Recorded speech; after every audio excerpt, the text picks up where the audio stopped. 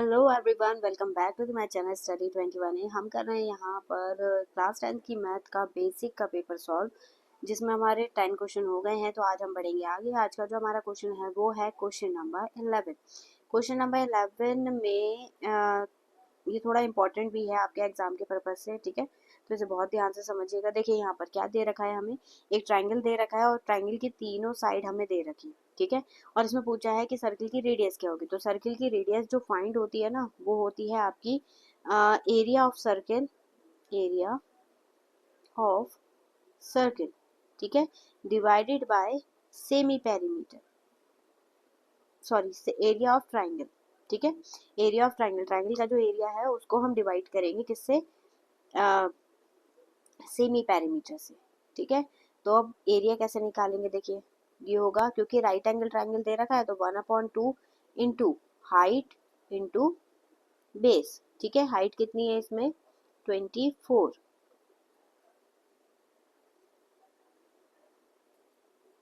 ये है 24 गिवन, ठीक है। और पेरीमीटर, सेमी पेरीमीटर क्या होगा इसका 25 प्लस 24 प्लस 7 और डिवाइडेड बाय 2, ठीक है।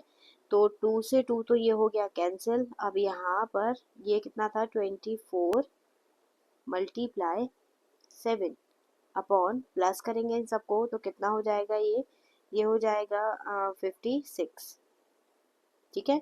अब इसे कट कर लीजिए, तो कट करके 7 8 जा, ये हो गया, और 8 3 जा, ठीक है। तो आंसर कितना हो गया हमारा 3 सेंटीमीटर। तो रेडियस क्या हो जाएगी हमारी 3 सेंटीमीटर हो जाएगी, ठीक है। तो आई होप आपको समझ में आया होगा। चलिए बढ़ते हैं इसके नेक्स्ट क्वेश्चन की तरफ। नेक्स्ट क्वेश्चन बोला है कि which one of the following is not equal to unity. Unity मतलब हो गया कि इनमें से कौन सा है ऐसा नहीं है जिसका आंसर 1 नहीं मिलेगा, +1, ठीक है। तो sine square theta plus cos square theta हमें पता है क्या होती है, वैल्यू 1 होती है। तो ये वाला तो हमारा करेक्ट है। फिर इसके बाद cot square theta minus cot sec square theta, तो ये वाली आइडेंटिटी गलत है, ये आइडेंटिटी हमारी 1 वाली नहीं है। 1 आने के लिए कॉसेक को आगे और कॉट को पीछे होना चाहिए था, तो इसलिए हमारा करेक्ट ऑप्शन कौन सा होगा, बी, जो कि इसमें सुटेबल नहीं है, मतलब इसका आंसर 1 नहीं मिल रहा है। अगर आप इसे देखेंगे sec square theta minus tan square theta is equal to होता है 1, और टेन स्क्वायर अगर आप इसे लिखेंगे ना 10x मल्टीप्लाई 1/10, कॉट को हम 1/10x लिख सकते हैं, ये इससे कैंसिल हो जाएगा, आंसर कितना आ जाएगा 1। तो इसलिए हमारा ऑप्शन कौन सा करेक्ट हो जाएगा, ऑप्शन बी इसमें गलत है, वो हमारा ऑप्शन करेक्ट होगा। फिर इसके बाद हमारा दिया है क्वेश्चन नंबर 13। क्वेश्चन नंबर 13 में बोल रखा है consider the following frequency distribution. आपको यहाँ पे बताना है कि the upper limit of median class, median class की अपर लिमिट बतानी है, ठीक है। तो यहाँ पर आपको पहले इन सबका सम करना पड़ेगा। सम करेंगे तो यहाँ पर देखिए 11 दे रखा है, 11 में 12 को प्लस करेंगे। अगर मैं इसके नीचे एक और सीरीज बनाऊँ तो ये होगा सी एफ, जैसे हम फाइंड करते हैं, ठीक है। प्लस करेंगे ये हो जाएगा 23, और 23 को इसमें प्लस करेंगे 46, ठीक है। 46 प्लस 9 55, और यहाँ पर 55 में प्लस करेंगे 66। अब देखिए टोटल नंबर कितने आ गए हमारे 66, और 66 ये कैसा नंबर है, इवन। तो 2 से जब हम 66 को डिवाइड करेंगे कितना आएगा 33। अब 33 देख लीजिए किस में लाई कर रहा है, तो इस वाले नंबर में हमारे लाई कर रहा है, मतलब मीडियन हमारा क्या है 13 है, और 13 में अपर लिमिट क्या है हमारी 15। तो ये हो जाएगा ऑप्शन सी जो है हमारा करेक्ट हो जाएगा, ठीक है। फिर इसके बाद हमारा नेक्स्ट क्वेश्चन है क्वेश्चन नंबर 14। क्वेश्चन नंबर 14 में दे रखा है let empirical relationship between the three measures of central tendency be a median, mod is equals to mod plus b median mean। तो यहाँ पर एक फॉर्मूला होता है आपका mod is equals to 3 median, ठीक है, माइनस 2 मीन। तो यहाँ पर देखिए a की जगह पर क्या है 3, a इज इक्वल टू 3 हो गया, और b की जगह पर क्या दे रखा है 2। तो ये हमारा फॉर्मूला दे रखा है, मीन के साथ जो वैल्यू दे रखी है वो b की है, और मीडियन के साथ जो वैल्यू a की दे रखी है वो है हमारी ए की वैल्यू, ठीक है। तो यहाँ पर ए और बी हमें मिल गया, अब इसमें पुट कर दीजिए, तो 2 मल्टीप्लाई 2 प्लस 3 मल्टीप्लाई 3, तो ये हो जाएगा 4 प्लस 9 कितना हो गया 13। तो हमारा ऑप्शन सी क्या है करेक्ट हो जाएगा, ठीक है। फिर इसके बाद हमारा नेक्स्ट क्वेश्चन है क्वेश्चन नंबर 15। क्वेश्चन नंबर 15 हमें दे रखा है from an external point Q, मतलब एक पॉइंट है एक्सटर्नल में बाहर की साइड एक पॉइंट प्रेजेंट है, और उसकी the length of tangent, tangent क्या होता है, जो सर्किल होता है उससे टच होके जो पॉइंट जाता है, ठीक है। तो उसकी हमें लेंथ दे रखी है 12 सेंटीमीटर, यहाँ पे क्यू पॉइंट है, इसको सेंटर को मान लीजिए ओ, ठीक है। और क्यू से सेंटर की जो डिस्टेंस दे रखी है वो है 13, आपको बतानी है इसकी रेडियस क्या होगी, ठीक है। तो ये हमारे पाइथागोरस लग जाएगी पीजीटी, तो ये होगा 169 माइनस 12 का स्क्वायर कितना होगा 144, ठीक है।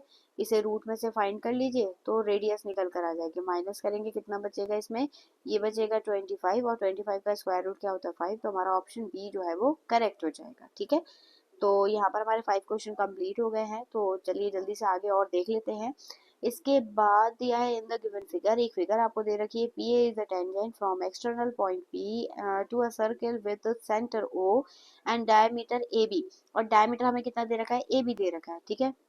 अभी एक चीज और ध्यान रखिएगा, टेंजेंट के साथ रेडियस हमेशा कितने डिग्री का एंगल बनाती है, 90 डिग्री का। P O Y O P O B हमें दे रखा है 150, आपको फाइंड करना है angle A P O, A P O मतलब ये वाला एंगल आपको फाइंड करना है। अभी देखिए एक्सटर्नल एंगल हमें दे रखा है, तो एक्सटर्नल एंगल के अपोजिट में जो एंगल्स होते हैं उनका सम हमेशा किसके इक्वल होता है, जो एक्सटर्नल एंगल होगा। तो यहाँ पर 115, ठीक है, is equal to 90 plus P, और पी की हमें वैल्यू फाइंड करनी है, तो P is equal to 115 minus 90, और माइनस करेंगे कितना आएगा 25 डिग्री। तो यहाँ पे कौन सा ऑप्शन करेक्ट होगा, ऑप्शन ए हमारा करेक्ट हो जाएगा, ठीक है। फिर नेक्स्ट क्वेश्चन देखेंगे, तो नेक्स्ट क्वेश्चन दिया है हमें क्वेश्चन नंबर 17। क्वेश्चन नंबर 17 में दिया था circumference of two circle are, दो सर्किल का सर्कमफेरेंस हमें दे रखा है, सर्कमफेरेंस क्या होता है 2 पाई आर, तो ratio of their areas, area के वो क्या होगी, तो यहाँ पर देखिए अगर सर्कमफेरेंस का दे रखा है ना, जैसे 2 पाई आर वन मान लीजिए, 2 पाई आर टू, तो 2 पाई से 2 पाई तो कैंसिल हो गया, मतलब ये R1 अपॉन R2 की है रेशियो, ठीक है। और एरिया क्या होता है पाई आर स्क्वायर और पाई R2 स्क्वायर, तो पाई से पाई कैंसिल, मतलब आप इसका स्क्वायर करेंगे आपको रेशियो मिल जाएगा, तो ये होगा 9/16, ऑप्शन सी हमारा करेक्ट हो जाएगा, ठीक है। तो ये इजी तरीके हैं आपके जो एमसीक्यूज है वो इजीली जल्दी तरीके से फाइंड करने के, ठीक है। फिर इसके बाद हमारा नेक्स्ट क्वेश्चन है, an event is most unlikely to happen, its probability, most unlikely मतलब इसमें हो गया आपका, बोला गया है इसमें कि जो जो भी कंडीशन हो रही है, जो भी इवेंट हैपन हो रहा है वो बहुत बहुत बहुत कम है, तो बहुत कम रेयर कंडीशन की है, जो पॉइंट के बाद जितने जीरोस आपके बढ़ते जाएंगे वो कंडीशन कम होती जाएगी, तो यहाँ पर हमारा ऑप्शन ए जो है वो क्या हो जाएगा, करेक्ट हो जाएगा, ठीक है। फिर इसके बाद बढ़ते हैं इसके नेक्स्ट क्वेश्चन पे, अब आ गए हमारे असर्शन रीजन, दो असर्शन रीजन है, तो जल्दी से इसे भी फिनिश कर लेते हैं।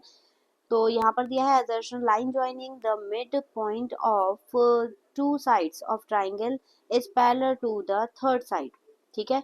अगर हम जो ट्राइंगल है, जैसे हमें ट्राइंगल दे रखा है, ठीक है, अगर कोई ट्राइंगल है, अगर हम उसके मिड पॉइंट को ज्वाइन करते हैं तो वो उसकी थर्ड साइड के पैरेलल होगी, बिल्कुल सही है ये। If a line divide two sides of a triangle are the same ratio then it is parallel to third side, ये भी सही है, और ये इसे बिल्कुल डिफाइन कर रहा है, तो यहाँ पे कौन सा ऑप्शन करेक्ट हो जाएगा, हमारा ऑप्शन ए जो है वो करेक्ट हो जाएगा, both assertion reason are correct true and reason is correct explanation of assertion, ठीक है। फिर इसके बाद बढ़ते हैं इसके नेक्स्ट लास्ट पे, लास्ट एमसीक्यू है ये, ठीक है। assertion दे रखा है two coins are tossed simultaneously, possible outcomes are two head and one head and one tail, two tail, hence the probability of getting two head is 1/3, तो to coin से जब हम करते हैं तो टू हेड की कंडीशन होती है 1/8, जो कि इसमें गलत दे रखी है, मतलब हमारा assertion गलत है।